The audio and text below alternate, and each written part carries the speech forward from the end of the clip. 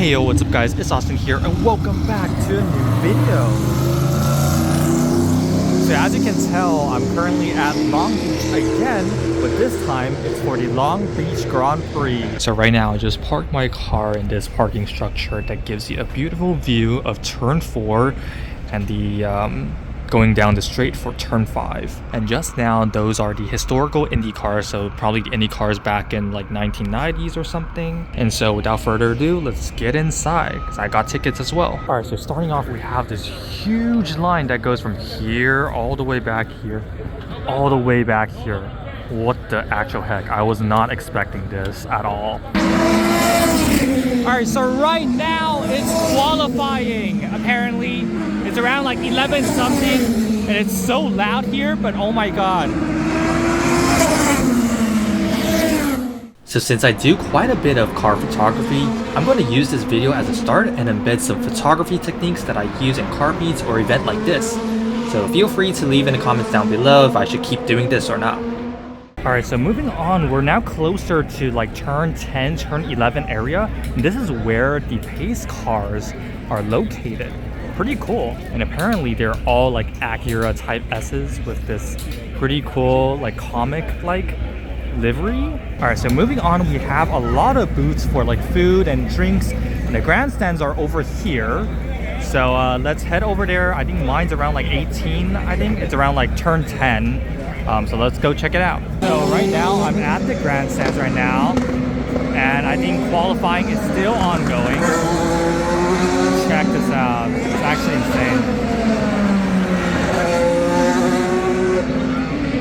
insane. So for this event, the camera setup that I'll be using is the Sony a7 IV with the 70-200 2.8 GM, and I also have another 35mm f1.4 GM prime lens.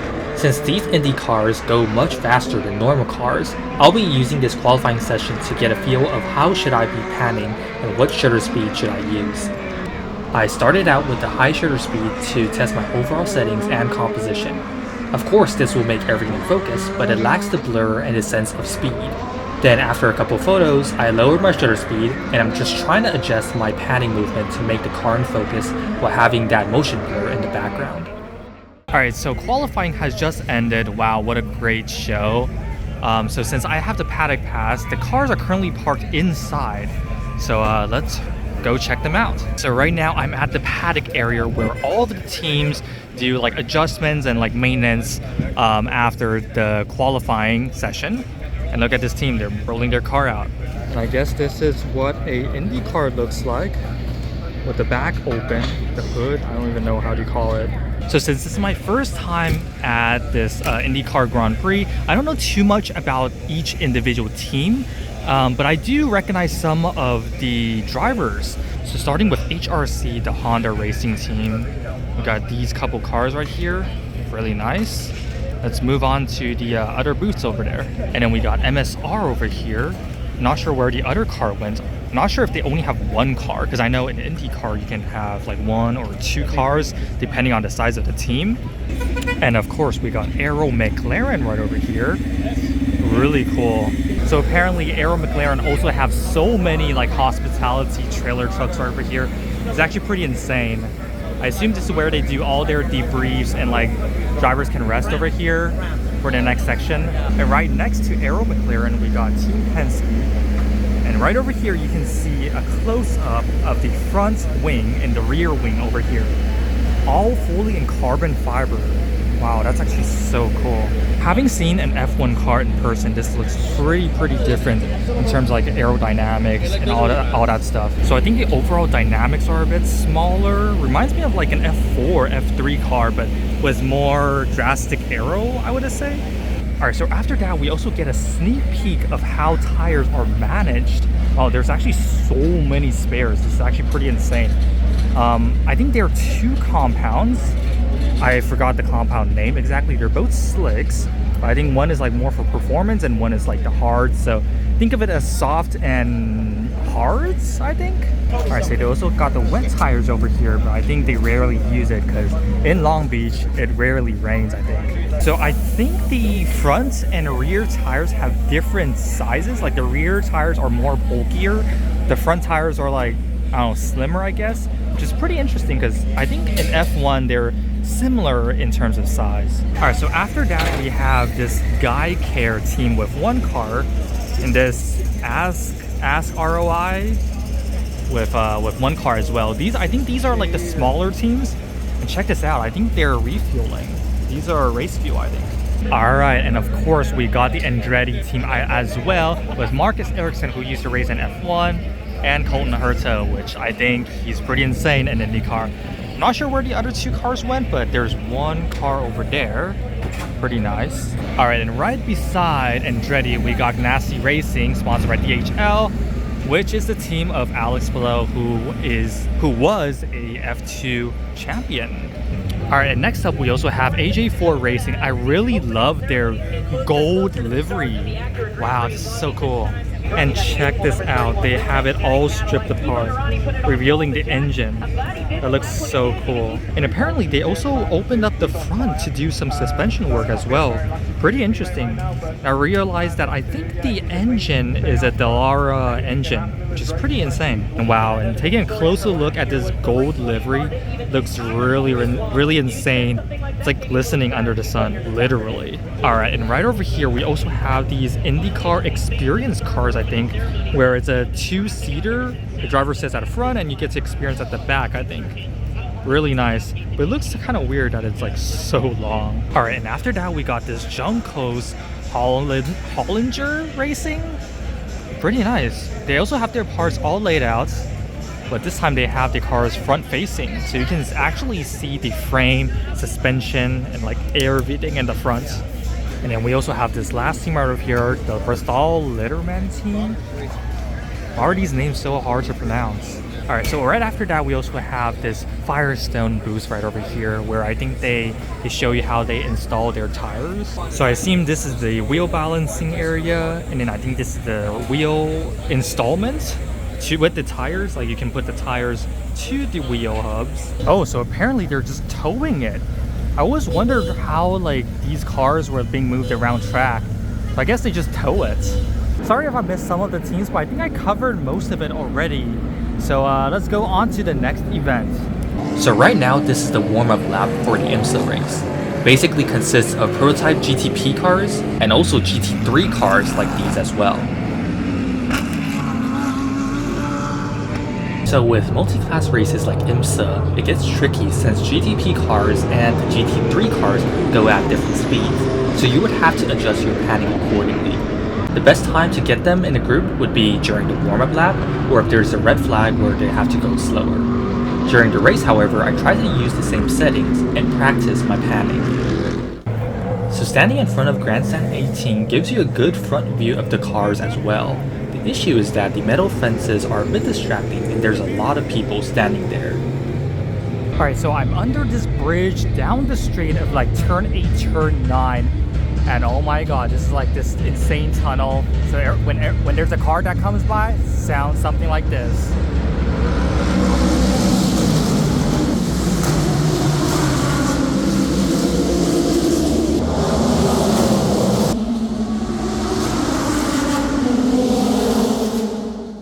So right here in the tunnel, it gets even more trickier due to low light. Honestly, there are many blurry shots, but at least some of them turned out okay, like this one. So right here, I'm at the straightaway coming into turn 8, and since the sun is shining pretty bright, I bumped down the f-stop to around F20 to compensate for the bright exposure, especially during post. Oh rip. Someone probably crashed. That sucks. Alright, so I'm standing around turn 8, and this is the closest I can get to the cars.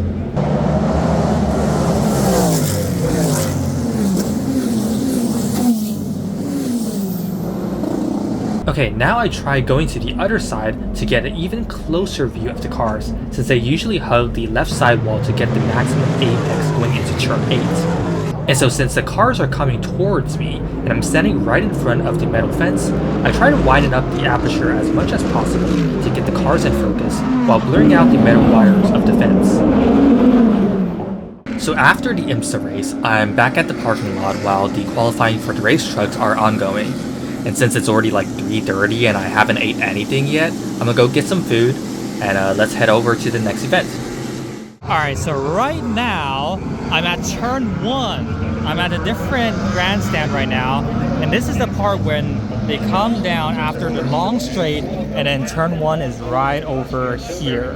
So right now, this is the GT America race. And from what I know, this is like a multi-class race, but unlike IMSA, they run a combination of GT4 and GT2 cars, where the GT2 cars at the front since they got more power, and the GT4 cars as the following group. So the grandstand position I'm sitting is almost towards the braking zone of turn 1. That means that these cars are almost at their maximum speed when going across the camera.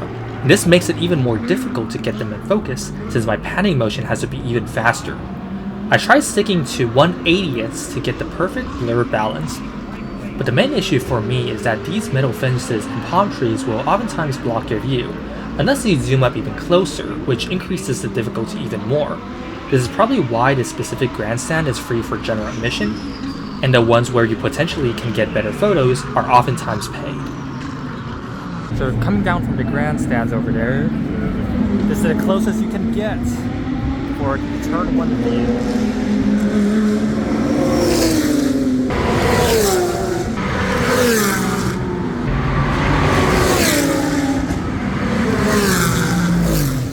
Now getting another view from the bridge down the long straight, I know there's a lot of people, but this is what it looks like. Alright, so after GT America, I'm going to head into the convention center because I'm pretty sure there's a lot of interesting cars inside. So I know that they're closing right now, so since it's like 6 o'clock and the GT America has just ended, so all of these cars, or like the cars that have been competing, will go to Parc Ferme. But check this out, holy crap. All the GT4 and GT3 cars that was competing is right here. That's pretty insane. Alright, so we also got an IndyCar right over here. And there's some go-karts. Looks really cool. I really like the rainbow livery. And wow, we have an NSX over here. The Porsche 911 Turbo. We also have this Rivian over here. Pretty interesting. And for some reason, we have a booth for massage chairs. Wow, we also have an McLaren IndyCar over here. So wow, we have an entire row of Porsche GT3s. So of course this one's the GT3 RS, this is a GT3, and this is probably a GT3 Cup, and then those are other GT3 race cars. And wow, we're now rolling the Mercedes GT3 to the Parc Ferme. So this is my first time seeing them airlift this AMG GT. Really nice. Alright, and right over here we have this AMG GT with its hood open. Wow, this is so cool seeing it first time up close. Look at its engine and the carbon fiber intakes. Looks really, really nice. And also, this is my first time seeing the glow. This shows the driver position and the driver's name as well. And right over here, we also have 2 Aston Martin GT3s over here. Alright, and last but not least, we also have a Aston Martin GT4 with the airlift over here. Alright, so since I came from the back, I did not know that Acura actually has a display over here with all of their newer cars. So right over here we have this GTP car, which is really nice. I love this livery. And looking at the back, it's so cool. It reminds me of an LMP car. I'm not really sure if there's a difference or not, but wow. This looks really nice. Moving on right over here, we also have a GT3 here, an NSX GT3. Alright, so looking at the back, it's really cool to see that it has a fully carbon fiber body. I only seen it on a track just now, but wow, seeing it up close in person parked, it's also pretty nice too. Now, the last main event today is Formula Drift. But before that, let's come check out the IMSA Paddock. So this paddock holds like all the cars, like the GTP and the GTD cars. So as you can see, this GT3 car, this Ford GT3 is being lifted into this trailer truck. We also get the opportunity to see this GTP car as well. I think this is the Porsche, I forgot which model is it like specifically. I don't know what they name it, but it's the Porsche GTP car that you saw on track. Honestly, I really love this black on bronze or gold, brushed gold livery. Looks really, really nice. Looking at the back, wow, this looks super wide. Also down here in the diffuser, it's so big that you can put a water bottle here. And taking a look at this spare wing, wow, this looks so huge. And he's carrying it away. And then right over here, we also have a 911 GT3 Cup car over here. And then taking a closer look at this GT3, holy crap. Was it spitting too many flames or something? The entire rear bumper was like broken and what? That's kind of weird. Why is it like bent? Alright, so as you can tell with the smoke, Formula Drift, or not Formula Drift, but the drift event has started. So let's hurry up and go to our grandstands and let's view this amazing event. So apparently they blocked the entrances of the grandstands because it's like way too full right now. So the only way to see the drift event is like from here. Wow, I can barely see a thing, but wow, this is such an insane crowd, not gonna lie. Alright, so this is the closest spot I can see the cars, I guess. They're coming right now.